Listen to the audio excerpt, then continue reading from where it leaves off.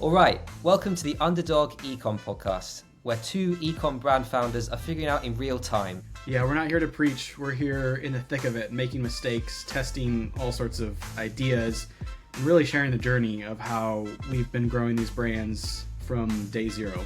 Hopefully you learn a little bit, perhaps come away with some ideas that save you time and money.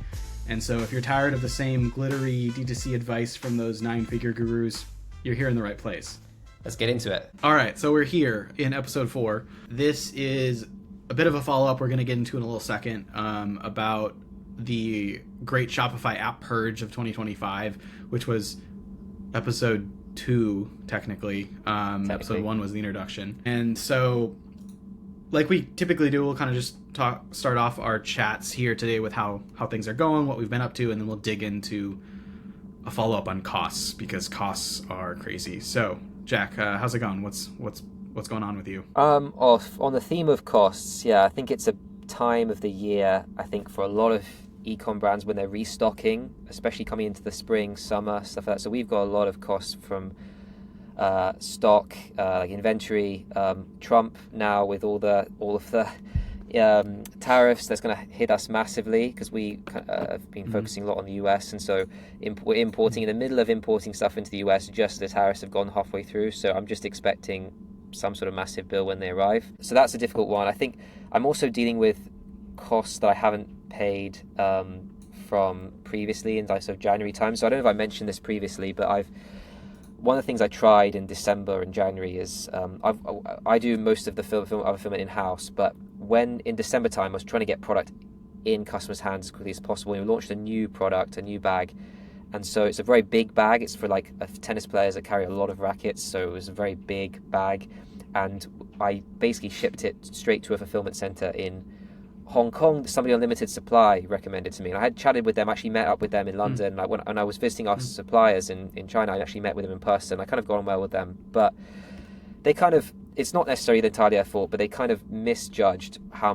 expensive this product would be to ship all the way to customers in the US. And we had a lot of pre-orders for this bag, and some pre-orders in like random places I probably shouldn't have accepted, but like in Saudi Arabia and places like that, which are obviously really expensive to ship to. And so yeah, here we are with like $10,000-$15,000 bill from them for like a lot of product shipped that I need to pay. But at the same time, I've got another 20 or 30 grand I need to pay our suppliers for new product, which is really more important because we need to restock, make more money. And so, yeah, I'm dealing with that problem at the moment. We also we had a Wayflyer loan in November, December. We've paid off most of that, but we're kind of hard on cash at the moment, so I'm just trying to shuffle cash around, which is, I think, is kind of always the difficulty. And so in terms of how I'm dealing with it, I've done a few things with a few other collaborations, a few other brands. So we kind of made a bit of money off that, which has helped me pay off a few things. I've been looking at other options in terms of loans, but I don't like the idea of 2 loans at the same time. I'd rather have something paid off and move on. And so I'm kind of just trying to figure out the best way. I think part of the sort of cash flow side of things is really just trying to manage other people's expectations. I mean, this fulfillment company in Hong Kong is massive, and it's a very small amount of money to them, but they're being pretty ruthless about it, which is always tough because I don't like not paying people on time. Like it's not something I enjoy at all. I hate it, but it's one of the hardest things, I think, is you have to prioritize. And for me, like paying our suppliers so that we can get more product in so we can sell that and start to build up our cash position is much more important than paying them on time. But at the same time, they're still holding a very small amount of us, I say small, maybe like 50 bags. And so I've got this other issue where I'm like petrified they're gonna use it against me, and they're gonna just like threaten to throw them away or hold it indefinitely. I mean, they actually are holding it because they're not shipping any product at the moment, so technically they're holding it. So that's kind of what I'm doing at the moment. A lot of kind of like supplier / service provider fees, costs, which I'm trying to kind of just manage. At the same time, it's kind of a cash crunch. The good thing is that things are building up in terms of sales, and because this time, we've passed the worst time of the year for a lot of brands, including myself. So yeah, that's kind of what I'm trying to deal with and trying to figure out how to navigate it. That's tough. Cash flow is, I feel like that's where I've been also weak over the last like year or two, and I've been trying to improve and get better, but it is like crazy how hard. It does feel like ecom is kind of like do you light cash on fire over here and then move it over here and light it on fire and like have all these little bonfires of cash? Just it is nuts. It's like, especially like on a smaller scale when like ads aren't super effective and not working that well, and like you're just trying to figure out what's going to work and where to put the tiny budget that you have, like what's actually going to, you know, put money into the slot machine and return money out of it or whatever. Like where's that ROI going to be? Crazy hard, especially being split in so many different directions and being kind of like at the level where it's like, oh yeah, you can have a decent amount of inventory, but that costs a decent chunk of money. But like there's that potential that once you convert it into cash, like it's the thing to do kind of thing. Like that's the next step. It's hard. Dang. Is that how? I mean, how? So you go ahead. I was gonna say, like, before I forget, the Wayflyer loan thing. You can add another tranche, and I've done this, so that's how I know. You can add another tranche onto the Wayflyer loan, and basically like they'll add another chunk. They'll be like, okay, you want to add 10K onto it, and then it'll just like extend that loan out, kind of thing. Okay. Financing's tricky. Like revenue-based loans are insanely expensive if you look at like a straight cost perspective with APY or APR, and a lot of people on the internet are talking about that and like kind of revealing that, which is good. But there's also people that are like, you know, these make sense in some ways because yeah, they're super expensive, but also traditional capital is really hard to get, and it's e-com is really risky, and like, you know, you don't have a factory that they can sell off if you default on the loan. Like you have an inventory, but like, you know, who's gonna liquidate all my Mount Rainier t-shirts or whatever? Like that's not going to give them that much return on if I go bankrupt or whatever. And so it's a sticky situation. This is actually really relevant because I've been super deep on it in the last week or two.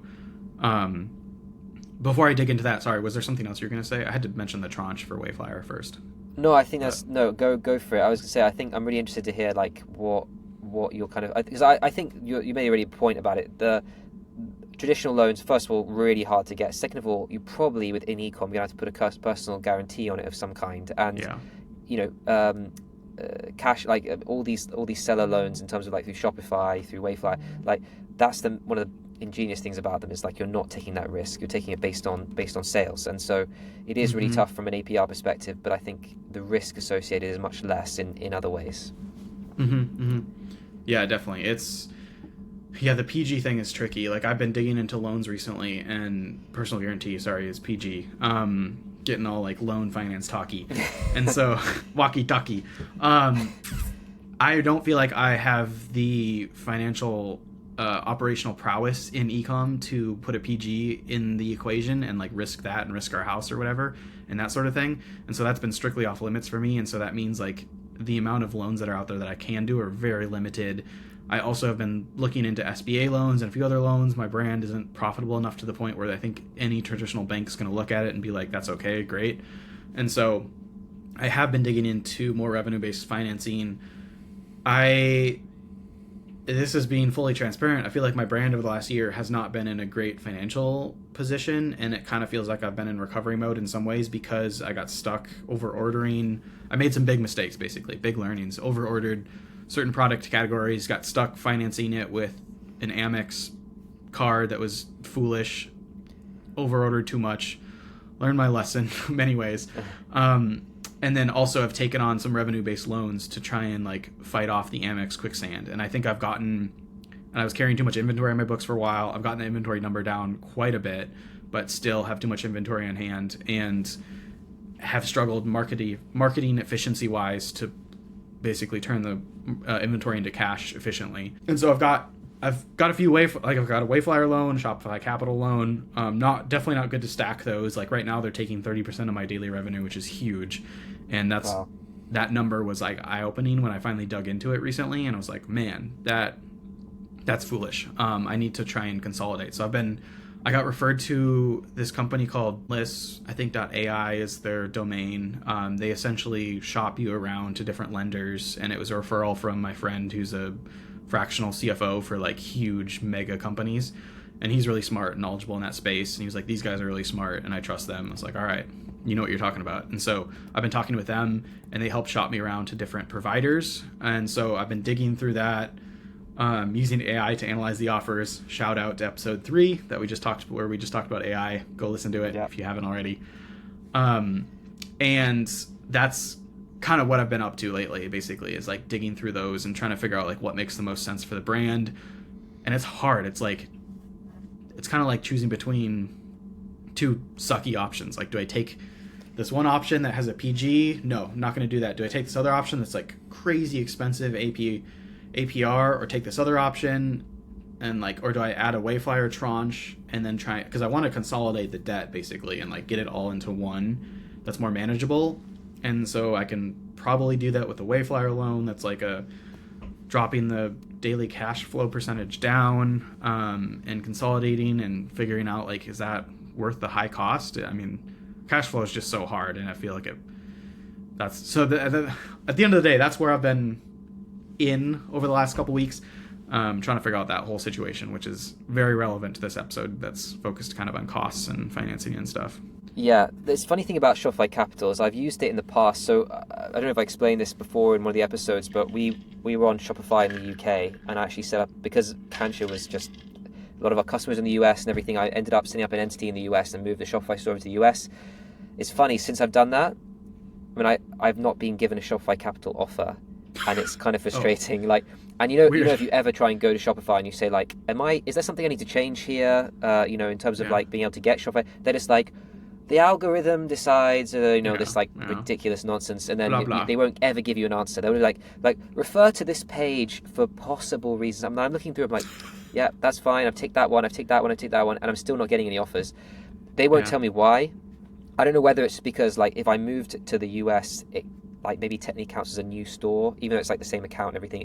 And so maybe there's a certain window, like maybe it's the first year you don't get Shopify Capital. I don't know. I don't even know. It's been so long. I don't know how long it takes to get Shopify Capital offers. But in some ways, it's been a saving grace, because I got into a cycle of just taking Shopify Capital because I needed it. And it was eating up, like I said, like you've got 30% of your daily sales, and so it is useful. But in some ways, it's kind of forced me to look at other ways to get capital because I haven't been able to use it. But that's been annoying. So yeah, I think it is tough. It is tough. That is interesting. I feel like from what I've heard from the smart people out there, like Shopify Capital's like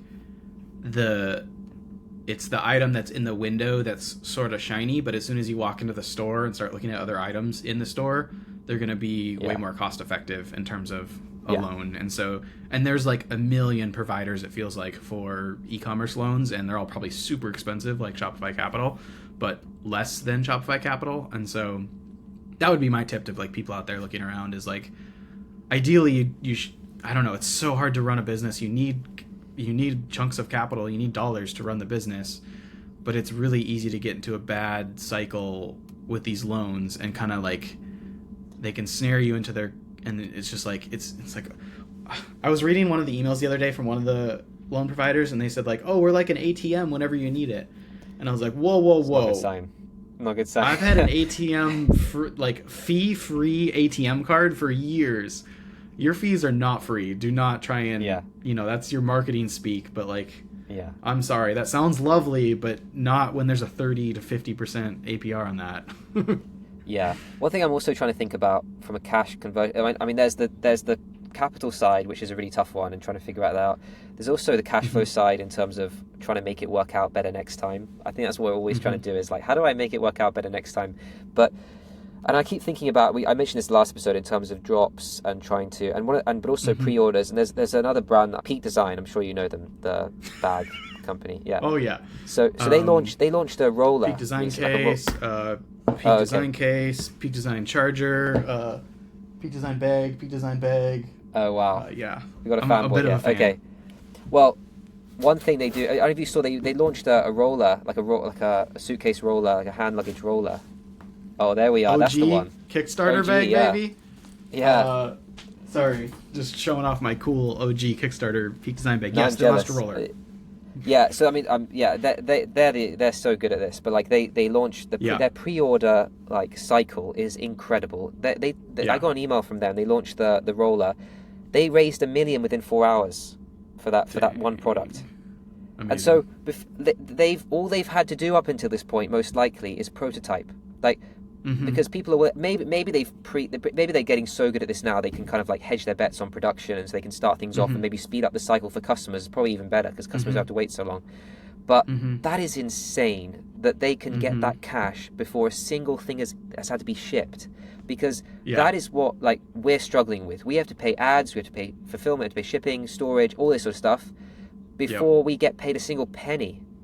And so this is something I'm really trying to figure out going forward, especially as a small brand. Like how do I try and leverage in a smaller way, because I just think that's going to make a big difference, is that cash conversion cycle, and just trying to turn it the other way around. And I don't think pre-order is the only way, because I think pre-order is also a customer service kind of nightmare in terms of dealing with, because you get a lot of customers who just are impatient for the next 2-3 months, and it's hard to please them. Customers don't read.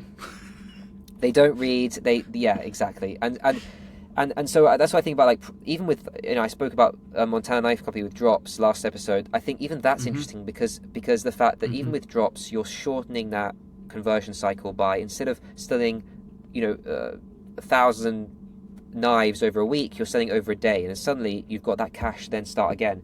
And so I think anything that kind of leverages like a shorter or even reverse cash conversion cycle is ideal. I'm just trying to think kind of out of the box, how to do that for us. Yeah, it's like one of the idea that a lot of people are doing is like net terms with suppliers, which is you have to get to a certain point or find a really good supplier that will do that. I'm not there yet, but pre-orders are really interesting. Like if you have the brand equity and like I think they did it. Did they do it on Kickstarter? They didn't. They're not like doing their own platform for pre-orders, right? It's on Kickstarter. They're not, which is so surprising. They're not, because I mean, I get why they probably have such a community on Kickstarter, but they're giving like. I'm sure they're very tempted. Yeah, they probably are. Like I'm sure they analyzed that, and you're right. Like they're probably getting fees waived and stuff like that on the platform or whatnot, or like because they're getting Kickstarter's getting a huge.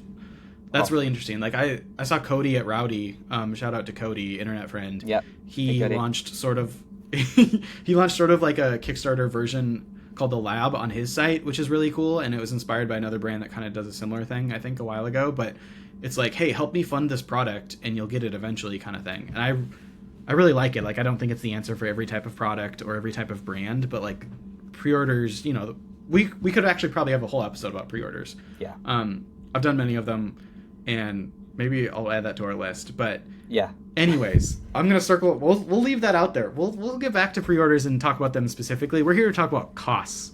And so episode 2, like I mentioned a little bit earlier, episode 2 is about Shopify app purging and how we have 5 gazillion apps that add up to way higher amount of money than you think it is until you start running the numbers. And so we're here to follow up on that. There was some things outside that realm of Shopify apps that are still on our fixed cost list that I feel like we need to call out and just be like, these are part of the equation.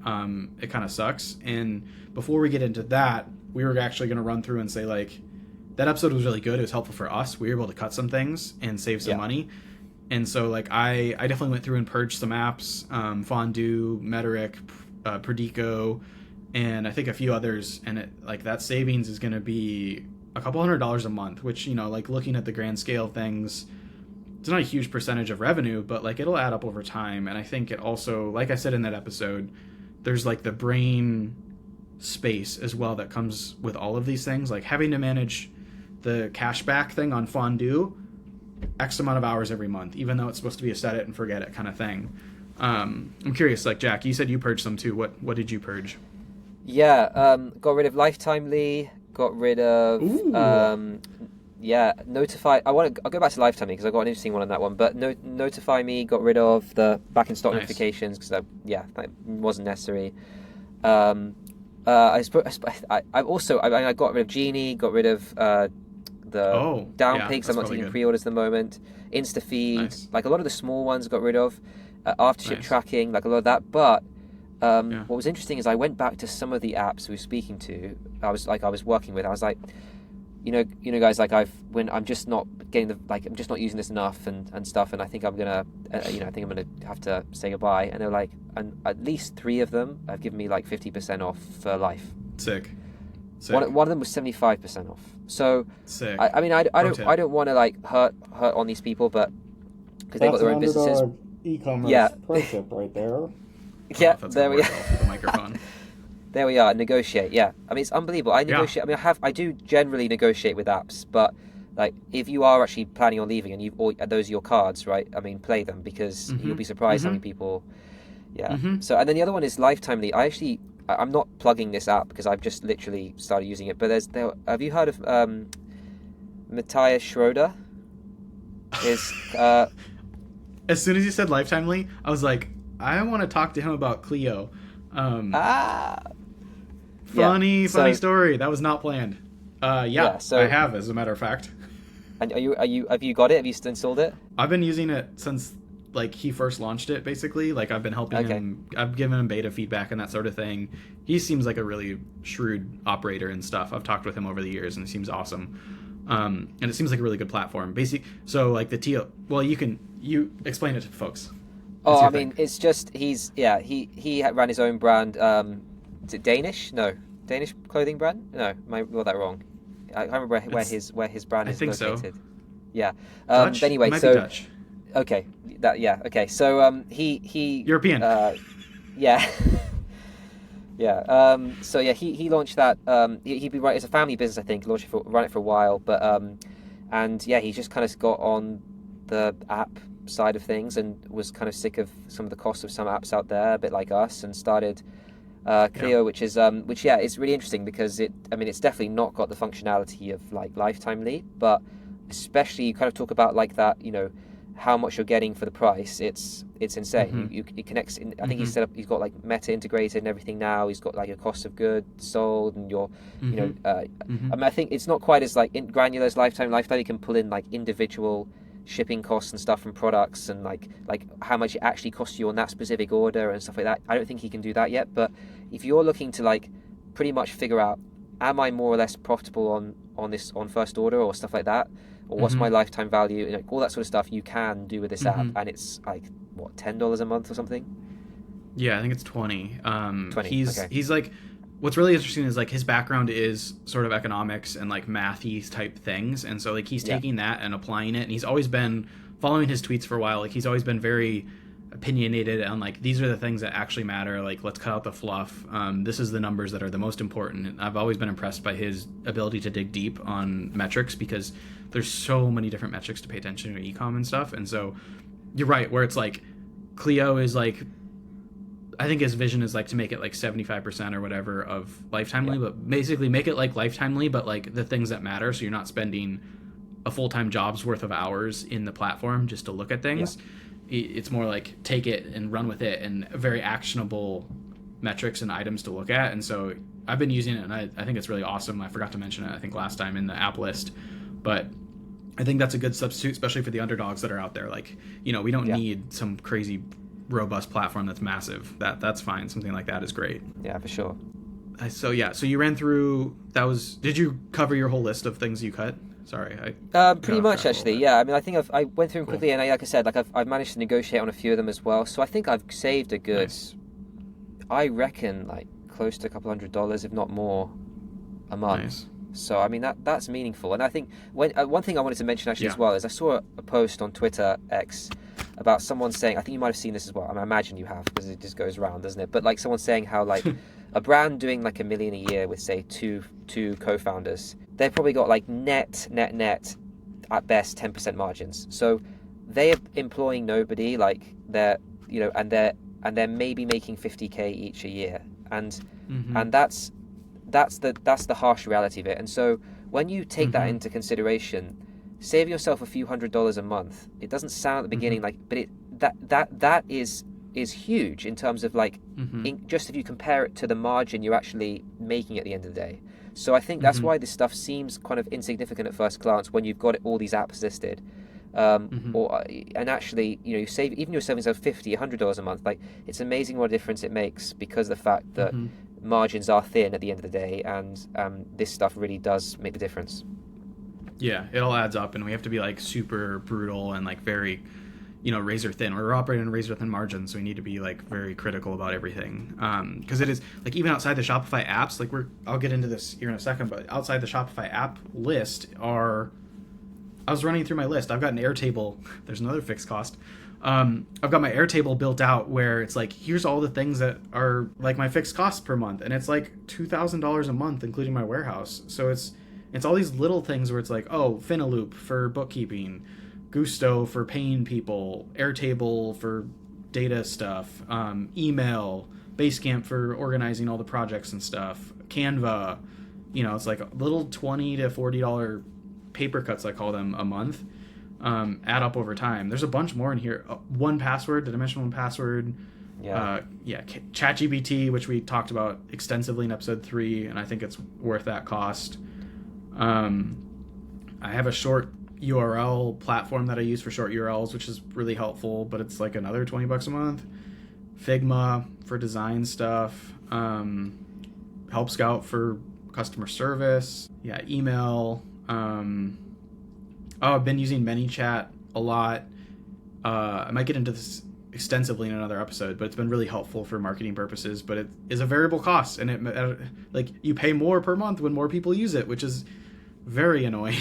Because I was like surprised to see a $25 bill that's only going to keep going up. PageDeck for landing pages, which is an amazing platform, and the founders are fantastic there. But it's like, and they gave me a super deal for a while, but they've got to put food on their tables too for their families. So it's like that's $150 a month, which is up there in terms of costs. But I actually use it for more than just landing pages. I use it for like anytime I need a web page, I basically just use that. Like I've got a cabin partnership that I built that I'm working on, and I was like, I'm going to build that in PageDeck. It's way better and faster than building it in Shopify.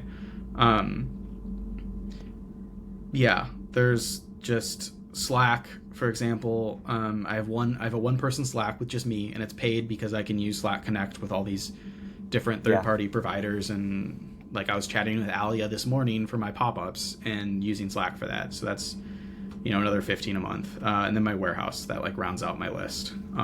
But it adds up. Yeah, it does. I'd say pretty much I'm using all those. I mean, like ManyChat I'm not, but like all of those I'm using. Canva, Slack. I've got a few different freelancers which I've been working with now, where I've got to the point where I've kind of been outsourcing them a little bit to a couple of other friends who have brands as well, kind of cover costs because they're fixed costs. Nice. And so they're not exactly cheap, and so but then of course I have to have them in Slack, and then I find Slack for like trying to delegate tasks among freelancers is an absolute nightmare. You just have like 100 messages on top of each other. You don't realize it until like you actually have several people in a Slack, and then it's like a nightmare to try and make people actually work. So one of the freelancers set up Asana, so we're paying for that. I think it's like $50 a month for Dang. And I'm thinking like, well, yeah, I mean, what am I using Slack for then? If it's just like, if everything's in there, but then of course, like you said, Slack Connect. I mean, I'm in Slack Connect with a number of different service providers and things, and so it is useful to have, and like that's something that any of those project manager stuff don't have. It doesn't have that sort of connectability, and like also with communities and stuff like that. So I do use Slack a lot. So all those fixed costs, but I think what I've kind of been trying to do is like the big fixed costs at least find out some ways to share them. It's not always possible, but I mean, you and I have talked about like sharing fulfillment before. So yeah, and like I said, I've tried to share out some of the freelancers I'm using. So I'm basically like almost employing them full time, but then half their time is split between other people. So it's kind of like I get to have them on my team, sort of speak. I mean, they're not employees, but then at the same time, they're kind of, I'm not having to worry about paying them full price and putting, they've got other options. So, and I also help them out, and I put them in touch with other people when I see them, and so it's kind of worked out well that way. So I think, the big fixed costs, I'm trying to share them and cut them down, and I think that's something actually it's quite interesting to do sometimes. It's not always possible, but I think the smaller paper cuts, though, I mean, that's just, they add up. Yeah, they definitely do. I think that's genius, though, to like basically take your cost center, like the freelancers, and turn them into more of a profit center. I think someone in business said that a while ago. It was like sell your byproducts is like a really smart way of running a business. And I kind of did that. I was actually doing fulfillment for another small brand out of my warehouse, and I made them products as well. So it's like, I've got all these connections and stuff. So I made some stuff for them. I was shipping stuff for them because I've got that under wraps, basically. Like I've got the shipping in-house working. So I was like, hey, you pay me and I'll do that for you. And it was kind of nice to be able to turn that cost center into more of a profit center in some ways. And I want to do more of that, like lean on my expertise, make custom products for brands and white label stuff, and hopefully like you're doing, turning those freelancers into making money for you to help offset their costs is a good way of doing it. I think that's smart. Yeah, and actually it's funny because there's a few other things I'm thinking about, and I actually want to know what you think about this. But so, for example, one of the things I think about is content.